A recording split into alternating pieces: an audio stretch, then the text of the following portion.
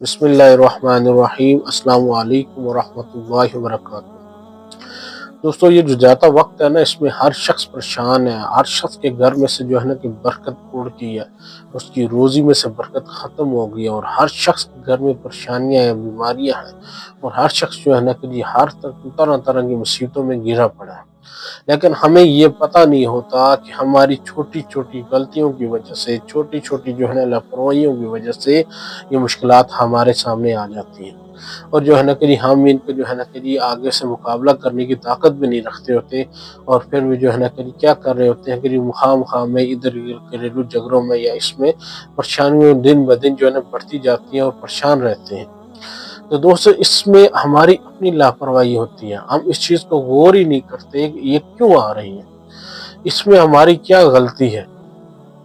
تو کیوں ایسا ہو رہا ہے۔ آج میں انشاءاللہ دوستو آپ کو ایک چیز ایسی بتانے والا ہوں جس سے جو ہے نا کہ اگر آپ اس میں عمل کریں گے تو انشاءاللہ آپ کے گھر میں جو ہے برکت بھی رہے گی، اور آپ کی پریشانیاں بھی بہت کم ہوگی، اور آپ کے گھر میں جو ہے نا جو بیماری ہے یا لڑائی جھگڑا ہے وہ سب کچھ انشاءاللہ آہستہ آہستہ ختم ہو جائے گا، اور آپ کے گھر کا سکون بھی برقرار رہے گا۔ اس چیز کے اوپر عمل کر کے دیکھیے گا، انشاءاللہ آپ کو اس کا فائدہ ہوگا، اور اس کا نقصان نہیں ہوگا، انشاءاللہ آپ کو اس کا فائدہ ہوگا۔ اور یہ بات میں اپنی طرف سے نہیں کرنے لگا، یہ نبی پاک صلی اللہ علیہ وسلم کی ایک حدیث میں نے پڑھی ہے، اور اس حدیث کے اوپر جب میں نے سوچا ہے تو میں نے وہاں سے یہ بات سیکھی ہے کہ یار دیکھو کہ ہماری اپنی لاپرواہی ہے، ایک چھوٹا سا عمل جو ہے نا کہ ہمارے لیے کتنی بڑی جو ہے نا مصیبت لے کے آ سکتا ہے۔ ایک چھوٹا سا عمل نہ کرنے کی وجہ سے، چھوٹا سا عمل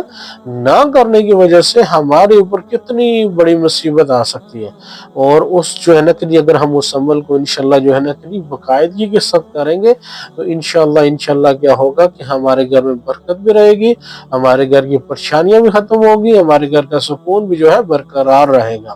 اور ہم نے جو ہے نا کہ اس کے اوپر خود بھی عمل کرنا ہے، اور گھر والوں کو بھی اس کے اوپر جو ہے نا خصوصی طور پہ ہدایت کرنی ہے اس چیز کے اوپر، کہ یہ گھر والوں کو بھی بتانا کہ بھئی یہ عمل لازمی کرنا ہے۔ ٹھیک ہے دوستو، تو رسول اللہ صلی اللہ علیہ وسلم نے فرمایا ہے، صحیح بخاری کی حدیث نمبر ہے 552، ٹھیک ہے جی،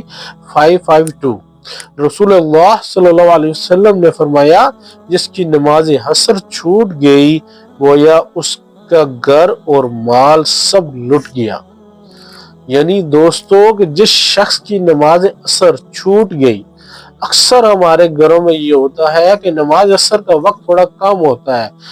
تو جو ہے نا کہ جیسے ہی عصر کا ٹائم شروع ہوتا ہے اور پھر مغرب اور عصر کے درمیان کا ٹائم تھوڑا کم ہوتا ہے، اور اکثر ہمیں کیا کرتا ہے، شیطان کیا کرتا ہے جی، ولغلا دیتا ہے اور ادھر ادھر کے کاموں میں مصروف کر دیتا ہے، اور جس کی وجہ سے کیا ہوتا ہے کہ ہماری عصر کی نماز قضا ہو جاتی ہے، اور بعض لوگ قضا پڑھ لیتے ہیں، اور بعض لوگ اللہ معاف کرے جو ہے نا کہ بہت سارے ایسے لوگ ہیں جو قضا بھی نہیں ادا کرتے۔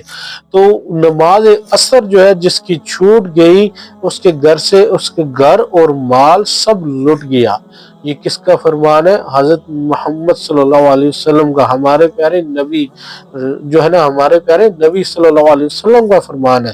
اور اگر جو ہے نا کہ دیکھو یہ چھوٹا سا ایک جو ہے نا 5 منٹ کی بات ہوتی ہے، صرف 5 منٹ کی بات ہوتی ہے، جو ہے نا عصر کے 4 فرض اگر ہم جو ہے نا ٹائم کے ساتھ ادا کر لیں، 1 سے 2 منٹ لگتے ہیں وضو کرنے میں، اور 5 سے 6 منٹ لگتے ہیں نماز پڑھنے میں، ٹھیک ہے جی۔ اگر آپ جو ہے نا جی اس عصر کی نماز کو جو ہے نا باقاعدگی کے ساتھ ادا کریں تو انشاءاللہ آپ کے گھر سے یہ پریشانیاں ختم ہو جائیں گی۔